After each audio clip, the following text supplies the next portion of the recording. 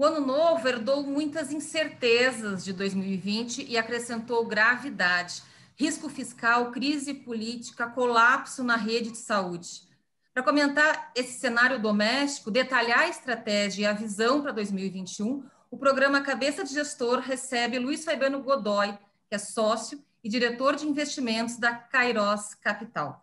Eu sou Carla Spotorno, jornalista do Broadcast. Hoje é 26 de janeiro de 2021 e começa agora o programa Cabeça de Gestor. Fabiano, desde o feriadão, o ministro Paulo Guedes está investindo num esforço a favor da vacinação em massa, dizendo que vai gerar um impacto muito positivo na economia.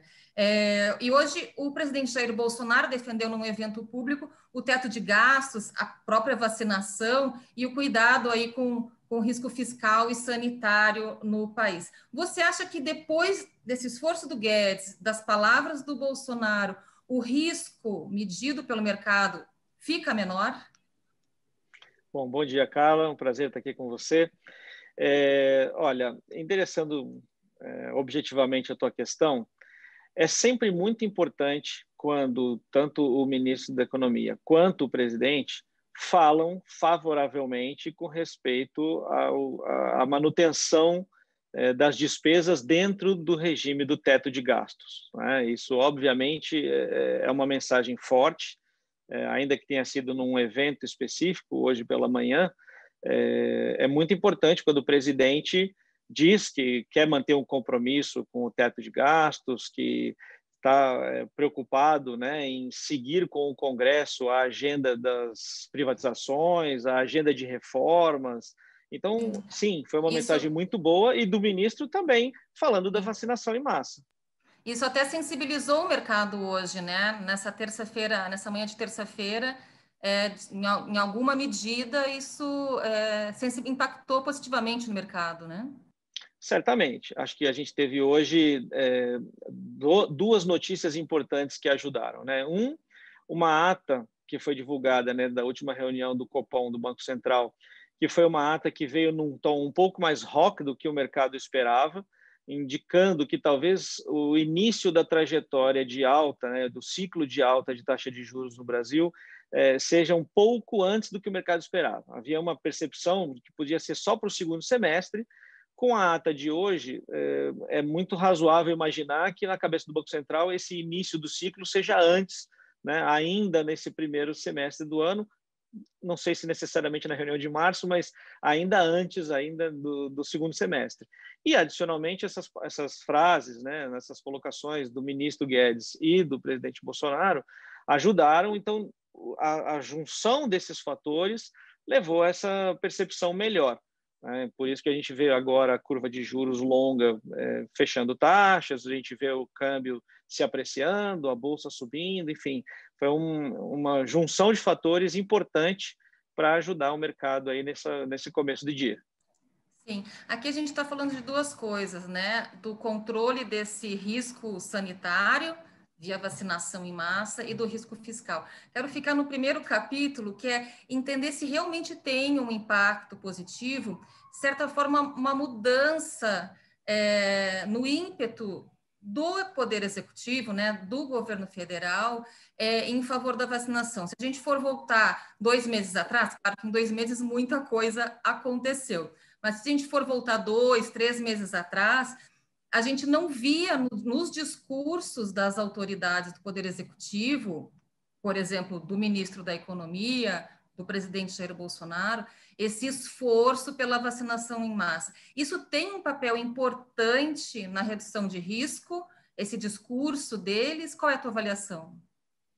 Olha, é claro que quando você tem o executivo, né, e o principal ator do executivo, que é o presidente da República, mudando um pouco de postura com relação a vacinas e a preocupação, né, de disponibilidade de vacinas, é claro que você dá uma mensagem mais positiva de que este risco de saúde, esse risco sanitário, vai estar sendo tratado de uma maneira mais efetiva.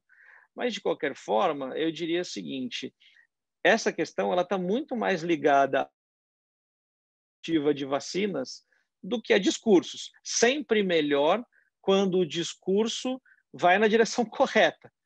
mas a gente vai estar muito mais na dependência efetiva da disponibilidade das vacinas do que simplesmente uma renovada vontade de tratar do assunto, tá? Então, acho que isso é importante, mas eu sempre faço essa observação.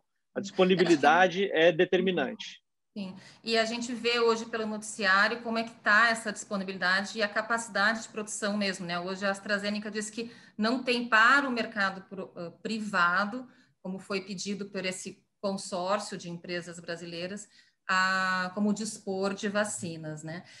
Eu queria dar um pouco de assunto e perguntar como é que está a carteira hoje de vocês. Vocês têm um foco, o risco, boa parte do risco, 95% está no mercado externo. E eu queria entender onde é que tem oportunidade de investimento lá fora? Estão em bolsa americana, estão em bolsa europeia? Queria entender um pouquinho essa visão internacional e como é que está a carteira. Tá bom, vamos lá, Carla. É o seguinte, não é que a gente é pessimista com o Brasil, tá?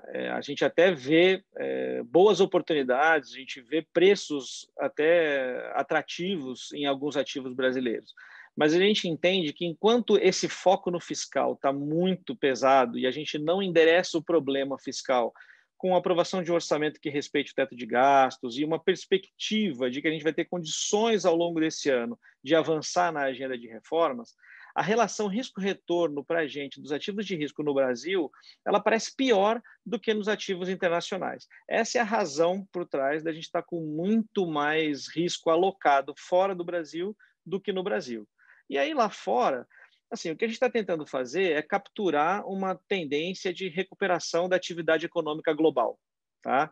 E para tentar capturar essa tendência, a gente tem buscado estar investido em ações, principalmente em países desenvolvidos. A gente tem buscado um pouco de commodities também. A gente tem um pouco de moedas no portfólio. E hoje, para tentar sair um pouco desses riscos idiosincráticos de mercados emergentes, como esse específico de Brasil que a gente está falando, a gente tem concentrado as posições em mercados de países desenvolvidos. Então, você mencionou aqui, né, bolsa americana, bolsa europeia, bolsa japonesa. Sim, tudo isso faz parte do nosso portfólio. A gente tem posições em commodities para tentar capturar também essa ciclicalidade que as commodities apresentam para o portfólio. Mas, de forma geral... commodities, Fabiano, quais commodities? Olha, a gente gosta de cobre, a gente gosta de grãos, porque a gente está vivendo uma situação particular de um desbalanço aí de oferta e demanda de grãos num prazo relativamente curto, que ajuda a dar suporte para os preços. Mas, de forma geral, tudo que a gente está buscando no portfólio, nessa parte mais otimista do portfólio, são ativos mais cíclicos, ativos que tendem a se beneficiar mais de uma reabertura das economias à medida que a vacinação vai acontecendo nos vários países do mundo, e nesse sentido os países desenvolvidos estão um pouco na frente dos países emergentes, né?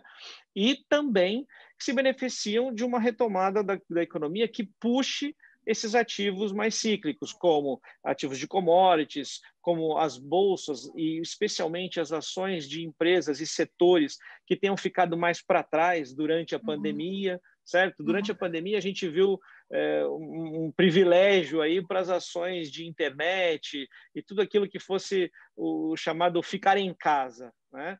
E com a retomada da economia e a reabertura paulatina, à medida que as vacinações forem acontecendo, muito provavelmente os setores que ficaram para trás devem ser setores que se beneficiam ao longo dos próximos meses. E é isso que a gente está tentando capturar no portfólio hoje. Vocês não estão alocados em índices, então, vocês estão alocados em empresas ou em específicas ou em setores, é isso? A gente até tem alguma coisa em índices, tá? Mas quando a gente vai nos índices, são naquelas bolsas que tem muito mais participação de cíclicos na composição do índice do que empresas de tecnologia. Não é que a gente não goste de empresas de tecnologia, a gente simplesmente acha que elas vão underperformar os outros setores que são mais cíclicos. Já na Bolsa Americana, que tem uma participação importante desses papéis de tecnologia, né, as grandes empresas de tecnologia, aí nós não estamos nos índices, aí a gente está mais em baskets setoriais de empresas que a gente entende que tem um potencial maior de valorização por causa dessa ciclicalidade. Eu pergunto dos índices porque Dow Jones, S&P, Nasdaq, né, especialmente, renovaram recordes aí por várias vezes nos últimos meses, com alguns ajustes nos últimos, né, ao longo desse período, mas estão perto das máximas, né? Então, por isso que eu pergunto dos índices se é uma boa oportunidade na visão de vocês. Mas, pelo que eu entendo, cestas de ações e procurar velho, procurar as ações que ficaram para trás, né? Exatamente. A gente está procurando mais ter um portfólio mais velho, mais de cíclicos, do que um portfólio de techs. Tá? Uhum. Então, quando a gente olha, especialmente na Bolsa Americana, é complicado você estar nesses índices que têm muito peso em techs. Não que elas vão performar mal, simplesmente acho que os outros setores performam melhor, pelo menos nessa retomada aí de atividade global mais acelerada à medida que as vacinações avançarem. Sim, você falou de commodities, citou as agrícolas, citou cobre, não citou minério de ferro. Vocês não estão otimistas com minério de ferro, com o crescimento da China? Qual é a visão sobre essa commodity e o principal comprador? Olha, a gente é otimista sim com essa commodity especificamente, mas a gente tem, neste caso, preferido, ao invés de operar a commodity, operar ou moedas que se beneficiam de uma valorização dessa commodity, ou bolsas que tenham papéis que se beneficiam da valorização dessa commodity ao invés da commodity diretamente. Tá? Então, sim, tem um pouco de bolsa chinesa no portfólio, tem algumas moedas de países produtores de commodities que se beneficiam caso esta e outras commodities metálicas continuem performando bem. Tá? Então, nesse sentido, até ativos de empresas cíclicas na Bolsa Brasileira devem se comportar bem. A gente, como eu falei, a gente não acha que os ativos brasileiros estão caros, até porque a nossa bolsa tem essa característica um pouco mais cíclica também. A nossa maior preocupação é que aqui nós estamos vivendo essa expectativa com relação à definição para o orçamento de 21, se a gente vai ou não respeitar o teto. E aí esse tipo de coisa pode segurar um pouquinho a eventual valorização da Bolsa brasileira, mesmo ela tendo esse componente mais cíclico quando comparado com outras bolsas. Sim. Bom, uma das moedas que se beneficia de commodities como o minério é o real. E aí você Sim. não acha que as ações, de forma geral, estão tão caras? É a relação risco-retorno que está um pouquinho menos convidativa no país. Mas e o real? O real, para vocês, ele está barato? Então, para a gente, o real é uma das moedas que nos parece das mais baratas do mundo hoje, né?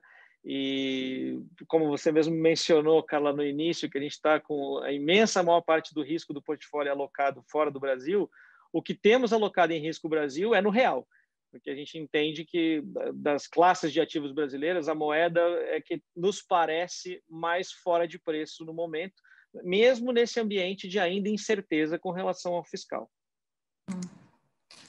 Vocês, mais ou menos 5% do risco está alocado em Brasil. Tudo isso Isso. alocado na moeda brasileira? Sim. Uhum. Todo o Todo risco risco. é na O que moeda. é de risco Brasil está na moeda. Interessante isso. E muda alguma coisa, voltando à ata do Copom de hoje, que você também, Sim. assim, todo o mercado considerou mais hawkish, a ata muda um pouco a visão para o real? Vocês acham que agora ele começa a ganhar um pouquinho mais de força em relação ao dólar? E até agrego uma outra pergunta. A previsão da maioria das grandes casas de análise econômica vem em dólar fraco ao longo de todo 2021. Como que vocês casam essas duas cenas, né, essas duas visões, a doméstica com Selic, né, entrando em trajetória de alta e a perspectiva de um dólar fraco para 2021?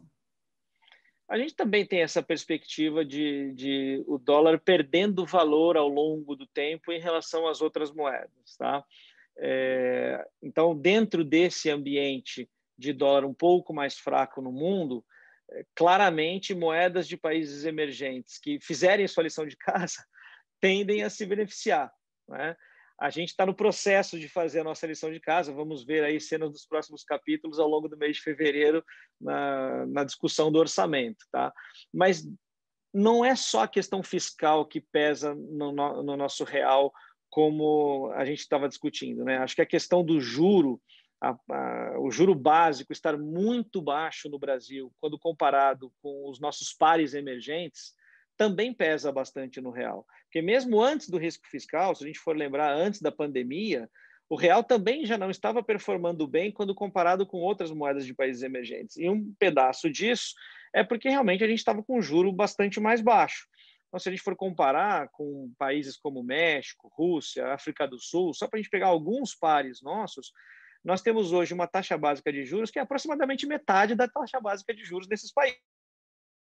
Claro que isso tem um peso de desvalorizar a nossa moeda, né? O custo do hedge, por exemplo, ficou muito barato, né, para usar o real como hedge. Então, à medida que o Banco Central dá uma mensagem na ata do Copom de que nós estamos prestes a iniciar uma trajetória de alta na taxa de juros, né, um novo ciclo de alta na taxa de juros, quer seja já em março, quer seja na reunião de maio, e aí importa um pouco menos, mas à medida que o Banco Central passa essa mensagem de que a gente vai começar um processo de normalização da política monetária, este trecho, né, que está atrapalhando o real vai deixar de atrapalhar. E aí vai restar um pouco mais só do risco fiscal. Então, sim, o Banco Central, voltando a subir juros, deveria ajudar o real se o ambiente global continuar este ambiente global de dólar um pouco mais fraco frente às outras moedas. Sim. E sobre a ata, vocês mudaram a projeção de vocês para quando o Banco Central deve começar a subir a Selic? Vocês ainda mantinham para o fim do primeiro semestre esse primeiro aumento, né? Com a ata, mudou a perspectiva de vocês? Não, na verdade não, porque a gente já estava um pouco mais na ponta de achar que ia vir antes do que vir depois, né? Então, a nossa projeção já era para a primeira alta acontecer em maio, e eu acho que essa ata, ela reforçou que não será no segundo semestre para nós, né? Ela reforçou que maio é o mais provável, ainda que tenha participantes do mercado que acham que já é bem possível em março. Sim. Tenho que confessar que o tom um pouquinho mais rock dessa ata nos leva a pensar que pode até ser em março. Mas vocês mantêm a previsão de vocês... Mas a gente mantém a previsão para maio, sim. Para maio, sim. Uma última pergunta, a gente viu agora nesse último feriadão, aqui no último fim de semana, as carreatas na maior parte das capitais brasileiras, em mais de 18 cidades, pedindo o impeachment do presidente Jair Bolsonaro. A abertura de um processo desse porte, na avaliação de vocês, já está nos preços do mercado? Não, acho que não, Carla. Acho que não está nos preços do mercado, até porque, por enquanto, pelo que a gente tem visto e ouvido, inclusive, né, de congressistas que não são necessariamente do bloco de apoio ao presidente, é de que, no momento, não há condições políticas para isso, né? A aprovação do presidente ainda permanece em níveis razoáveis, né? Não está em nível tão baixo assim que estimule esse tipo de discussão. Então, a sensação que a gente tem é que, por enquanto, ainda é mais conversas e especulações do que efetivamente um movimento mais firme nessa direção. Então, não acho que esteja nos preços do mercado um processo de impeachment. Certamente, se acontecer o início de um processo desse, os preços vão sentir bastante, mas não acho que a gente está vendo isso ainda nos preços. Uma pressão maior, enfim, tem nova edição da carreata já programada, e uma pressão maior das ruas pela abertura de um processo assim, você acha que deve pressionar mais a base do governo no Congresso para aprovar um auxílio emergencial o mais rapidamente possível? Entendendo que o auxílio está na popularidade do presidente, né, nas pesquisas. Sim. É uma situação difícil, né? Porque nós vimos o efeito na popularidade do presidente que o primeiro auxílio teve, né? A popularidade vinha caindo e aí com a pandemia e aí à medida que os auxílios apareceram, ela teve uma retomada importante, né? Então é sempre muito difícil essa situação, porque por um lado o executivo, né, o presidente e os ministros sabem que o espaço fiscal para novos auxílios ou mesmo um Bolsa Família turbinado, ele é muito pequeno. É muito difícil fazer isso e, ao mesmo tempo, você tem essa pressão de popularidade. Mas eu diria o seguinte, nós ainda estamos um pouco longe, né, das eleições de 22 para que a gente tome medidas simplesmente focando nessa questão da perda de popularidade. Tá? Então, acho que assim, a racionalidade econômica vai imperar e, muito provavelmente, durante a discussão do orçamento, ou até posteriormente à discussão do orçamento, vai se tentar algum corte de despesas dentro do orçamento para que você possa ter algum aumento, né, ou do Bolsa Família, ou um período menor, com um montante um pouco menor de auxílio, mas que tudo isso caiba ainda dentro do teto de gastos. Tá? Mas sim, é um momento difícil, porque sempre que a popularidade do governante cai, há uma pressão maior para tomar atitudes populistas. Né? Independente do mérito, tá? Nós sim entendemos que há um mérito, tem muitos brasileiros que estão numa situação muito difícil, então é importante a continuidade dessas ajudas, desses auxílios, até que a economia volte a recuperar a ponto de gerar empregos novamente, mas a gente não pode esquecer que o cobertor é curto, né? Então a gente tem que fazer as coisas caberem dentro do orçamento, porque do contrário, talvez a emenda fique pior do que o soneto, né? O que os preços vão piorar atrapalha a economia, né? Sim, ou que a bomba nuclear que o ministro da Economia mencionou hoje, né, numa metáfora, acabe explodindo mesmo, né? Pois é, então tem que tomar um pouco de cuidado nessa Sim. hora. É possível que a gente veja algum ajuste no orçamento para ter um pouco mais de auxílio com algum controle de gastos maior em outra parte, mas é essencial que a gente tenha essa preocupação de não ficar estourando o teto de gastos. Sim. Fabiano, quero te agradecer demais pela entrevista, viu? Muito obrigada. Imagina, Carla, foi um prazer. Bom, então a gente encerra aqui o Cabeça de Gestor. O apoio técnico foi de Bruno Nogueirão, da TV Estadão, e a gente se vê no próximo programa. Obrigada e até lá.